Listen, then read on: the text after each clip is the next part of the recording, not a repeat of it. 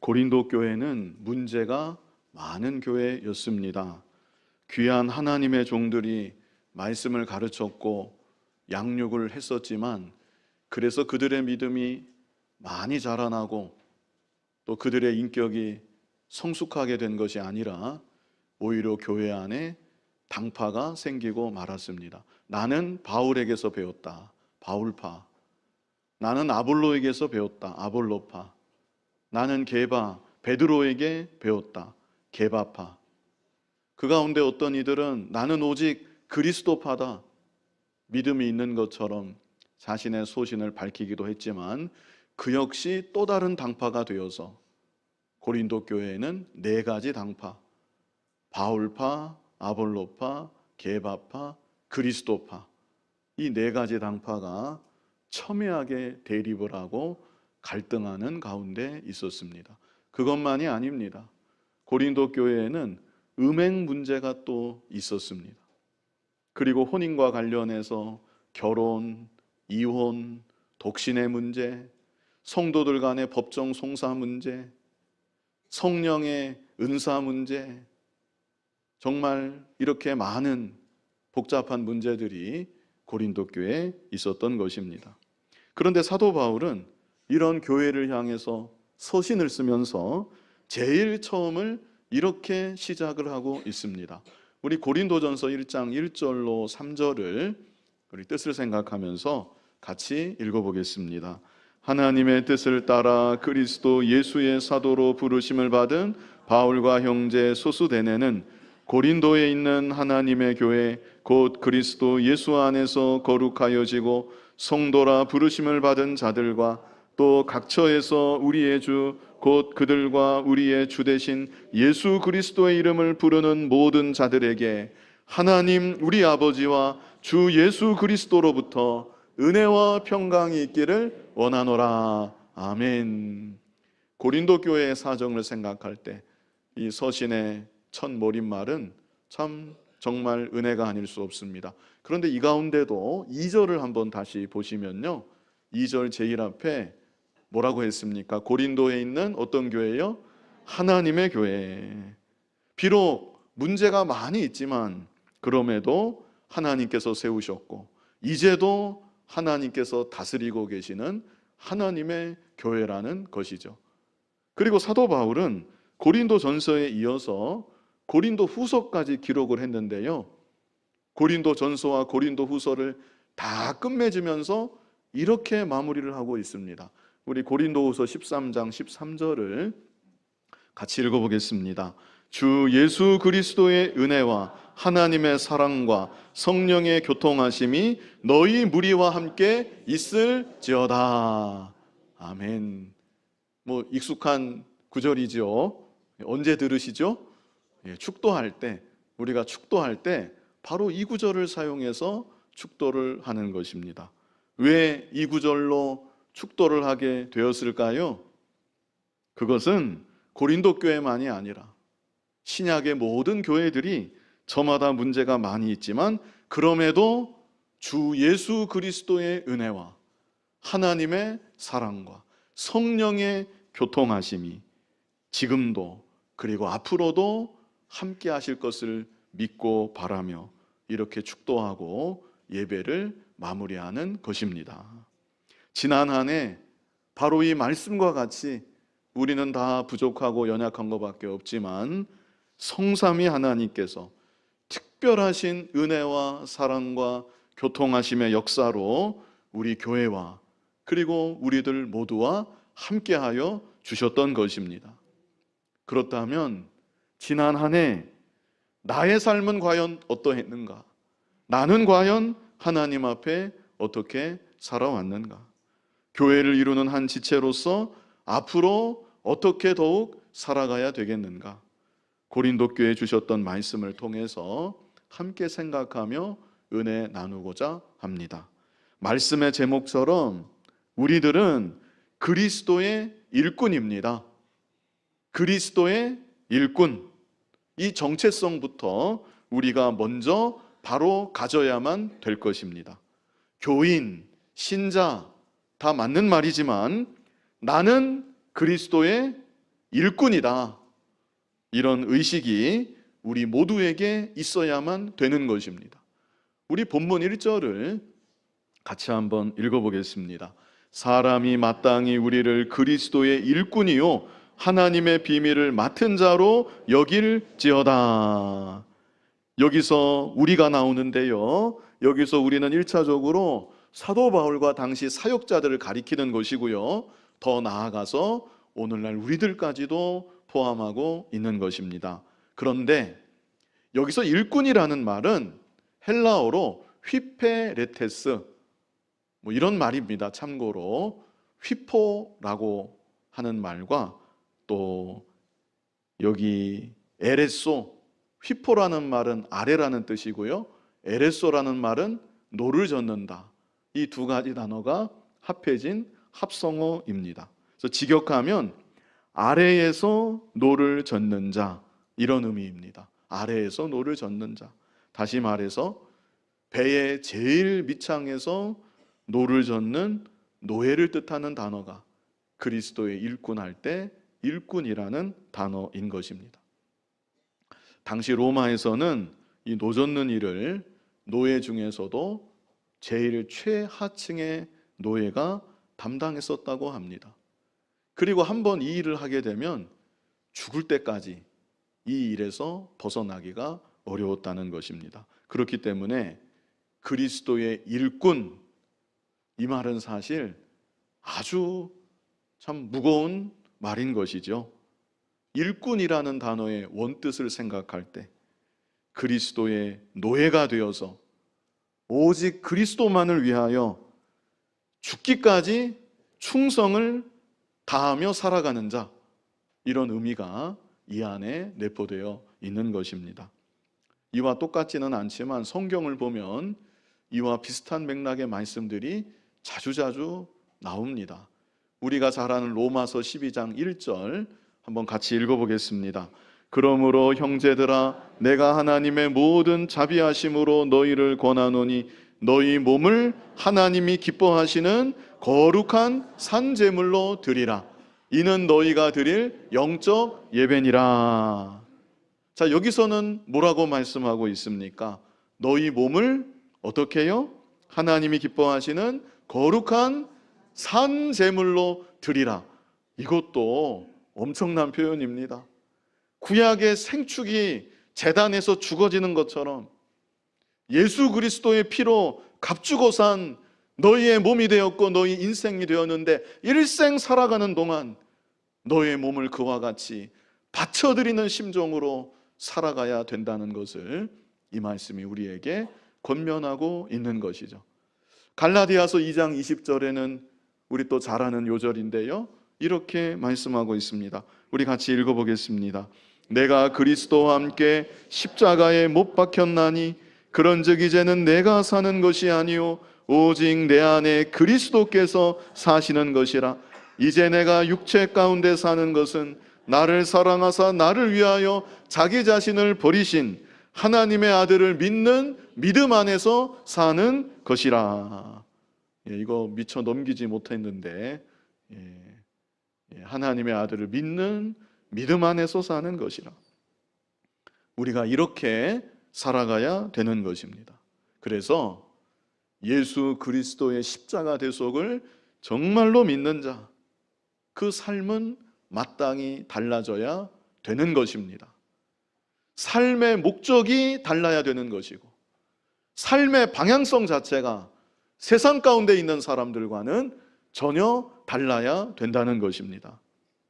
그렇다면 구체적으로 그리스도의 일꾼된 우리가 어떻게 살아가야 되는 것인가?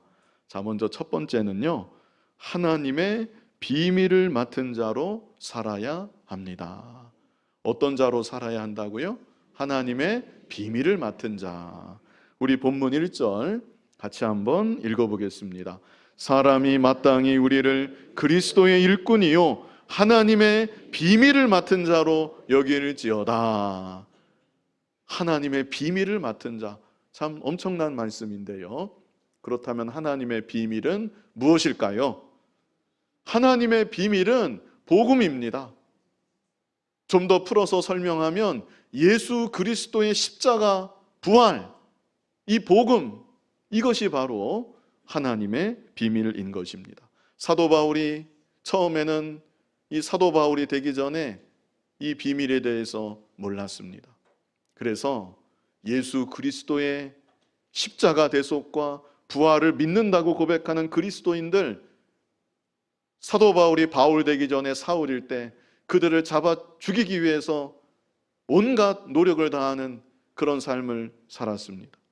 하루는 다메섹까지 가서 그리스도인들 잡으려 가고 있었는데 다메섹 도상에서 부활하신 예수님이 그에게 나타나셨던 것입니다. 그때로부터 이 사울은 바울로 이름을 바꾸고 그리스도의 일꾼이 되어서 하나님의 비밀인 예수 그리스도의 복음만을 일생토록 증거하는 이런 순교자의 삶을 살아갔던 것입니다. 우리 고린도전서 15장 3절로 4절 같이 한번 읽어보겠습니다. 내가 받은 것을 먼저 너희에게 전하였노니 이는 성경대로 그리스도께서 우리 죄를 위하여 죽으시고 장사 지낸 바 되셨다가 성경대로 사흘 만에 다시 살아나사. 분명한 사실입니다. 예수님의 십자가 대속, 예수님의 부활하심, 성경대로 이루어진 역사적인 사건인 것입니다. 그리고 특별히 사도 바울은 이제 5절부터 부활하신 예수님에 대해서 여기 5절부터 말씀하고 있는데요, 5절부터 8절까지 쭉 연결해서 우리 다 같이 한번 읽어보겠습니다. 게바에게 보이시고 후에 12제자에게와 그 후에 500여 형제에게 일시에 보이셨나니 그 중에 지금까지 대다수는 살아있고 어떤 사람은 잠들었으며 그 후에 야고보에게 보이셨으며 그 후에 모든 사도에게와 맨 나중에 만삭되지 못하여 난 자 같은 내게도 보이셨느니라. 아멘. 무엇이 느껴지십니까? 많은 것이 느껴지실 수 있는데요, 예수 그리스도의 부활을 직접 목격했던 여러 사람들을 열거한 다음에 맨 나중에 만삭되지 못하여 난 자 같은 내게도 보이셨느니라. 사도 바울의 감사, 사도 바울의 벅찬 감격이 이 구절을 통해 느껴지지 않으십니까? 나 같은 자에게까지도 부활하신 예수님이 나타내 보이셨습니다. 오늘날 우리들은 이렇게 기록된 성경 말씀을 통해서, 그리고 성령 하나님의 감동을 통해서 예수 그리스도의 십자가와 부활의 복음을 믿게 되었습니다. 오늘날 우리들의 마음에도 사도 바울과 똑같을 수는 없겠지만 그와 같은 감사와 감격이 더욱 있게 되기를 바랍니다. 그래서 이 시대 우리들이 하나님의 비밀을 맡은 자로 이 세상 가운데 담대히 살아가야 되는 것입니다. 빌립보서 1장 20절로 21절 우리 다 같이 한번 읽어보겠습니다. 나의 간절한 기대와 소망을 따라 아무 일에든지 부끄러워하지 아니하고 지금도 전과 같이 온전히 담대하여 살든지 죽든지 내 몸에서 그리스도가 존귀하게 되게 하려 하노니 이는 내게 사는 것이 그리스도니 죽는 것도 유익함이라. 아멘. 자, 20절을 다시 보시면요, 여기 20절 제일 끝에 무슨 말씀이 있습니까? 살든지 죽든지 내 몸에서 누가요? 그리스도가 존귀하게 되게 하려 한다. 나를 통해서 그리스도가 존귀하게 나타나는 것, 그것만이 사도 바울의 삶의 목적이었었던 것입니다. 그리고 이어지는 21절에는 뭐라고 고백을 합니까? 이는 내게 사는 것이 그리스도니 죽는 것도 유익함이라. 만약 삶 가운데 다른 목적이 있었다고 하면 죽음 앞에서 두려울 수 있고 죽음 앞에서 아쉬울 수 있고 안타까울 수 있겠는데 사도 바울은 사는 것 자체가 그리스도밖에는 없었습니다.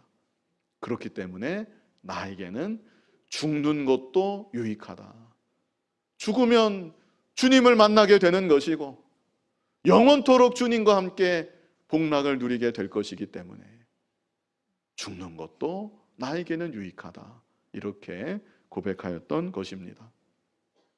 사도 바울이 믿었던 예수님, 우리도 똑같은 예수님을 믿음으로 구원을 받았습니다. 그리고 우리들 마음에도 부족하지만 예수님을 사랑하는 마음이 있고 천국을 소망하는 마음이 분명히 있습니다. 그런 우리들이 여기 빌립보 1장 20절로 21절 이 믿음에까지 점점 더 도달해 나아가야 되는 것입니다. 지난 한 해 어떻게 살아오셨습니까? 무엇을 위하여 여기까지 쉴 새 없이 달려오셨습니까? 하루하루 열심히 살아가는 거, 그거 중요하고 귀한 것입니다. 가장으로서 가족들을 위해, 가정을 위해 최선을 다해 돌보며 살아가는 거 참 귀한 일입니다. 그러나 우리에게는 우리가 살아가는 날 동안 감당해야 되는 하나님께서 맡겨주신 가장 중대한 사명이 있는데, 그 사명은 복음의 사명인 것입니다. 하나님의 비밀을 나에게 맡겨주셨는데, 내게 맡겨주신 복음으로 인하여서 먼저는 내 자신이 더욱 감사하고 감격하는 삶이 되어져야 하겠고, 그리고 어찌해서든지 예수 그리스도의 십자가와 부활의 복음을 더욱 나타내고 증거하는 삶이 되어지기를 간절히 소원하고 결단하는 귀한 은혜가 여러분들에게 더욱 함께 하시기를 바랍니다. 다음으로 두 번째, 충성된 자로 살아야 합니다. 그리스도의 일꾼은 첫 번째, 하나님의 비밀을 맡은 자로 살아야 되고, 이것은 자신의 정체성이라고 할 수 있겠습니다. 그리스도의 일꾼도 물론 정체성이고, 또 하나의 정체성은 나는 뭘 맡은 자라고요? 하나님의 비밀을 맡은 자다, 이런 정체성을 가지고 살아가야 되는 것이고, 두 번째, 충성된 자로 살아가야 된다. 이것은 삶의 자세라고 우리가 생각할 수 있겠습니다. 자, 우리 본문 2절을 다 같이 한번 읽어보겠습니다. 그리고 맡은 자들에게 구할 것은 충성이니라. 하나님은 우리에게 최고를 요구하지는 아니하십니다. 다만 우리들에게 최선을 요구하시는 하나님이십니다. 하나님은 우리에게 모든 재능과 은사들을 주셨습니다. 그것은 우리 마음대로 얻은 것이 아니고 하나님 주권 가운데 우리에게 주신 것입니다. 우리가 할 일은 하나님께서 내게 주신 재능과 은사를 다 사용하는 것입니다. 그것이 바로 충성입니다. 5달란트 받았다고 하면 5달란트를 다 사용해야 됩니다. 2달란트를 내게 맡겨주셨다고 하면 2달란트를 다 사용해야 합니다. 사람이 보기에는 5달란트 받은 자와 2달란트 받은 자가 다른 것처럼 보일 수 있지만 하나님 앞에서는 같습니다. 5달란트 받은 자가 5달란트를 다 사용해서 일할 때와 2달란트 받은 자가 2달란트를 다 사용해서 일할 때, 이 두 가지 경우 하나님 앞에서 칭찬과 상급과 영광이 똑같았습니다. 마태복음 25장 21절과 23절을 보면 5달란트 받은 자에 대한 칭찬, 2달란트 받은 자에 대한 칭찬이 각각 나오는데요, 여기 비교해 보시면 똑같습니다. 우리 먼저 여기 21절을 같이 한번 읽어보겠습니다. 그 주인이 이르되 잘하였도다 착하고 충성된 종아, 네가 적은 일에 충성하였음에 내가 많은 것을 내게 맡기리니 내 주인의 즐거움에 참여할지어다 하고. 우리가 하나님 앞에 섰을 때 이런 말씀을 들으면 얼마나 기쁘고 감사하겠습니까? 잘하였도다 착하고 충성된 종아. 자, 그런데 23절을 보면 이건 5달란트 받은 종에 대한 이 칭찬이었고요. 23절, 우리 23절 같이 또 읽어보겠습니다.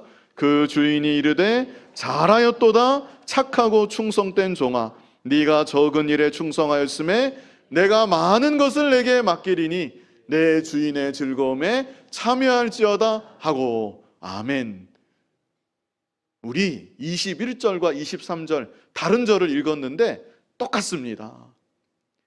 5달란트 받은 자와 2달란트 받은 자, 그들이 자기에게 주신 달란트를 다 사용해서 일했을 때 칭찬과 상급과 영광이 똑같다는 것입니다. 그러나 문제는 1달란트 받은 종이죠.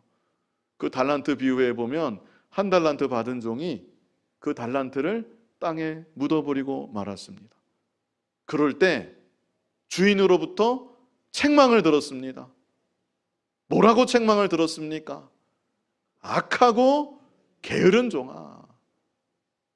달란트를 묻어두었을 때 악하고 게으른 종아. 달란트를 묻어둔 것이 세상에서 열심히 안 살았다는 게 아닙니다. 자기를 위해서, 가족을 위해서 열심히 안 살았다는 게 아닙니다. 1달란트 받은 자가 책망을 들은 것은 주님으로부터 받은 그 달란트를 주님을 위해 사용하지 않고 그냥 묻어두었던 것, 그것으로 인하여서 악하고 게으른 종아, 이렇게 책망을 듣고 말았던 것이죠. 그렇다면 나는 어떻게 살아왔는가?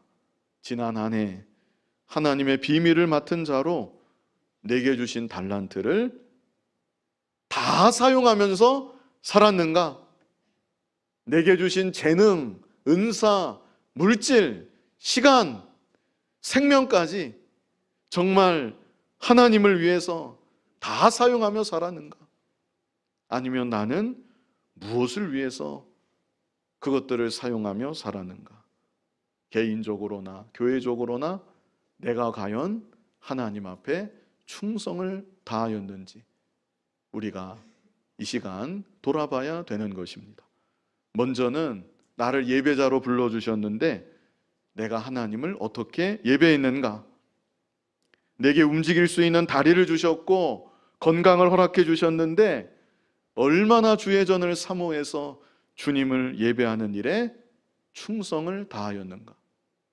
예배드리는 이 시간에도 내게 주신 목소리로 얼마나 목소리를 다해 정성을 다해 하나님을 찬송하며 하나님께 영광을 돌렸는가? 내게 들을 수 있는 귀를 주셨고 기억할 수 있는 지혜를 주셨는데 얼마나 마음을 다해서 귀를 기울여서 하나님의 말씀을 사모함으로 들었고 그 말씀을 마음에 기억하고 살아갔는가?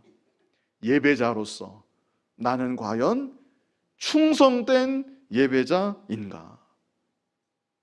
내게 주신 물질 나는 어떻게 사용하며 지난 한 해 살아왔는가? 하나님께서 나에게 물질을 달란트로 맡겨주셨는데 얼마나 그 은혜에 감사하며 하나님께 바쳤으며 복음을 위해, 선한 일을 위해 내게 주신 물질을 바르게 사용했는가? 하나님께서 내게 허락하신 가정에서, 직장에서, 사회에서 하나님의 비밀을 맡은 자라는 의식을 가지고 얼마나 그리스도의 향기를 나타내며 살아왔는가? 나를 통해서 예수 그리스도를 얼마나 존귀하게 높였고 나의 언행심사를 통해서 얼마나 예수 그리스도를 나타내며 살아왔는가? 특별히 교회는 하나님의 비밀을 맡은 특별한 기관입니다. 하나님께서 우리를 그리스도의 일꾼으로 부르셨을 때 우리로 하여금 몸된 교회 지체로 부르신 것이고 몸된 교회에 충성하도록 부르신 것입니다. 그렇다면 교회의 한 지체로서 내게 주신 달란트를 다 사용해서 교회를 섬겼는가? 주님의 몸된 교회를 얼마나 사랑했으며 내가 교회를 위해 얼마나 협력했는가? 우리 자신이 하나님 앞에서 하나하나를 돌아봐야 되는 것입니다. 나는 과연 충성을 다하는 올 한 해를 살아왔는가? 그래서 앞으로 살아가는 날 동안 하나님께서 얼만큼 나로 하여금 살아가게 하실지 그것은 우리가 다 알 수 없지만, 나로 하여금 이 땅에 살아가게 하시는 날 동안 하나님이 내게 맡겨주신 달란트 남김없이 다 사용해서 하나님 앞에 충성된 삶을 살아가는 저와 여러분이 다 되어야 하겠습니다. 이제 마지막 세 번째는요, 하나님께 칭찬받는 자로 살아야 합니다. 자, 첫 번째는 하나님의 비밀을 맡은 자로, 이것은 자신의 정체성이라 그랬죠. 두 번째는 충성된 자로 살아야 한다. 달란트를 다 사용해서 살아야 한다. 이것은 삶의 자세라고 우리가 생각할 수 있겠고, 마지막 세 번째, 하나님께 칭찬받는 자로 사는, 이것은 우리 삶의 최종적인 목표라고 말할 수 있겠습니다. 우리 3절 말씀, 본문 3절을 다 같이 한번 읽어보겠습니다. 너희에게나 다른 사람에게나 판단받는 것이 내게는 매우 작은 일이라 나도 나를 판단하지 아니하노니. 사도 바울은 다른 사람이 자신을 어떻게 판단하는지 거기에 대해서 그렇게 깊이 마음을 쓰지는 않는다는 그런 말씀이죠. 여기 그랬습니다. 너희에게나 다른 사람에게나 판단받는 것이 내게는 어떻대요? 매우 작은 일이라. 아무것도 아니다 그렇게까지는 말하지 않았고요. 매우 작은 일이라. 물론 잘못하다가 누구 말도 안 듣는 그런 사람이 되면 곤란할 것입니다. 이 말씀의 의미는 다른 사람의 나를 향한 판단이 절대적인 기준은 될 수 없다는 그런 의미인 것입니다. 그뿐 아니라 3절 끝에는 또 뭐라고 여기 말씀했습니까? 나도 나를 판단하지 아니하노니. 자기 자신도 기준이 될 수는 없다. 자신의 판단도 기준이 될 수 없다. 가령 내가 지난 한 해를 돌아보았더니 나는 나름 참 주님 앞에 충성을 다해 살아왔구나. 자기가 아무리 그렇게 여긴다 해도 그 판단은 온전하지 않다는 것이죠. 그래서 이어지는 4절에 이렇게 말씀합니다. 우리 4절 같이 읽어보겠습니다. 내가 자책할 아무것도 깨닫지 못하나 이로 말미암아 의롭다함을 얻지 못하노라. 다만 나를 심판하시리는 주시니라. 참 놀라운 말씀입니다. 사도 바울이 뭐라고 여기 기록합니까? 내가 자책할 아무것도 깨닫지 못하나. 저는 한 며칠만 거슬러 올라가도 자책할 게 너무나 많은데 사도 바울은 이게 정말 진실입니다. 하나님 앞에 자기 양심을 다해 아무리 생각해도 자책할 것이 없는 그런 충성된 삶을 사도 바울은 살아왔던 것이죠. 그러나 그럴지라도 뭐라고 말합니까? 이로 말미암아 나는 의롭다함을 얻지 못한다. 다만 나를 심판하실 이는 주시니라. 그래서 사도 바울은 죽을 때까지 자기 스스로 이만하면 되었다, 할 만큼 했다, 나는 다 되었다, 이런 생각을 조금도 하지 않았습니다. 오직 주님만을 바라보고 주님을 표대로 삼아 죽는 그 순간까지 달려가는 삶을 사도 바울은 살아갔던 것입니다. 빌립보서 3장 12절로 14절 우리 같이 한번 읽어보겠습니다. 내가 이미 얻었다 함도 아니요 온전히 이루었다 함도 아니라 오직 내가 그리스도 예수께 잡힌 바 된 그것을 잡으려고 달려가노라. 형제들아, 나는 아직 내가 잡은 줄로 여기지 아니하고 오직 한 일, 즉 뒤에 있는 것은 잊어버리고 앞에 있는 것을 잡으려고 표대를 향하여 그리스도 예수 안에서 하나님이 위에서 부르신 부름의 상을 위하여 달려가노라. 아멘. 이것이 사도 바울의 일생이었습니다. 멈추지 않고 쉬지 않고 뒤돌아보지도 않고 오직 주님만을 바라보면서 여전히 잡지 못한 줄 알고 계속해서 달려가고 또 달려가고 죽기까지 달려가는 일생을 사도 바울이 살았던 것이죠. 그리고 고린도후서 10장 18절에는 우리 같이 한번 읽어보겠습니다. 옳다 인정함을 받는 자는 자기를 칭찬하는 자가 아니요 오직 주께서 칭찬하시는 자니라. 아멘. 자기는 아무리 괜찮다고 해도 내 생각에는 괜찮다, 내 생각에는 별 문제 없다, 아무리 심지어 옳다 그럴지라도 주께서 아니라고 하시면 그것은 아닌 것입니다. 우리들은 내 스스로 내가 괜찮다, 나는 바로 하고 있다, 그게 아니라 주님께 인정받는, 주님께 칭찬받는 자로 이 세상을 살아가야 되는 것입니다. 지금은 우리가 온전하게는 알 수 없습니다. 내가 과연 주님 앞에 섰을 때 한 얼마나 칭찬을 듣게 될지 한번 생각해 보셨나요?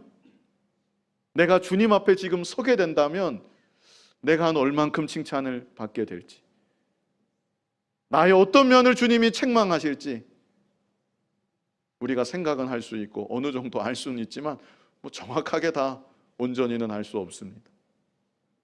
우리 중에 과연 누가 주님 앞에 섰을 때 정말로 칭찬받은 자가 될지 우리는 거기에 대해서 온전히 알 수는 없습니다. 그러나 마지막 주님 앞에 서게 될 날이 우리에게 오고 있는 것이죠. 우리 본문으로 돌아가서 본문 5절 말씀 같이 한번 읽어보겠습니다. 그러므로 때가 이르기 전 곧 주께서 오시기까지 아무것도 판단하지 말라. 그가 어둠에 감추인 것들을 드러내고 마음의 뜻을 나타내시리니 그때에 각 사람에게 하나님으로부터 칭찬이 있으리라. 아멘. 우리는 이 날을 생각해야 합니다. 주님 앞에 서게 될 그날을 바라봐야 되는 것입니다. 그래서 다른 사람들의 판단에 일희일비 그때마다 울었다 웃었다 하지 말고, 또 스스로 자기를 자화자찬하면서 괜찮다고 여기고 만족하지도 말고, 나는 과연 하나님 앞에 어떤 자인가? 지금 이 순간 주님 앞에 서게 될 때 주께서 나를 보고 뭐라고 하실까? 하나님의 말씀을 기준으로, 그리고 성령의 조명을 받아 내 자신을 낱낱이 살펴보고 여전히 주님께 도달하지 못한 내 자신임을 바르게 깨닫고, 사도 바울이 나는 달려가노라 고백했던 것처럼 우리도 남은 생에 달려가고 또 달려가고, 그래서 하나님 앞에 칭찬받는 삶을 더욱 힘써 살아가야 되는 것입니다. 이 시간 그리스도의 일꾼, 이런 제목으로 말씀을 보았습니다. 우리는 다 그리스도의 일꾼이라는 것, 이 사실을 먼저는 마음판에 새겨두어야 합니다. 예수님을 정말로 믿는다면, 예수님이 나의 주님이시라고 정말로 믿고 고백한다면 내가 그리스도의 일꾼이라는 것은 피할 수 없는 사실입니다. 부인할 수도 없고 피할 수도 없는 사실인 것입니다. 그렇다면 그리스도의 일꾼된 내가 이 세상을, 일생을 앞으로 어떻게 살아가야 되는 것인가? 어떻게 살아가야 됩니까? 첫 번째, 하나님의 비밀을 맡은 자로 살아야 합니다. 두 번째, 우리 같이 한번 읽어보겠습니다. 충성된 자로 살아야 합니다. 마지막 세 번째는 하나님께 칭찬받는 자로 살아야 합니다. 이런 그리스도의 일꾼으로 남은 여생 동안 하나님 앞에 힘차게 담대하게 살아가는 저와 여러분 될 수 있기를 간절히 바랍니다. 거룩하신 아버지 하나님, 우리를 불러주시고 하나님의 자녀 그리스도의 일꾼으로 삼아주심에 감사합니다. 그리스도의 일꾼이라는 사실을 잊지 아니하고 죽는 날까지 충성되게 칭찬받는 자로 살아가는 우리들 모두가 되게 하여 주시옵소서. 예수님 이름으로 기도하옵나이다. 아멘.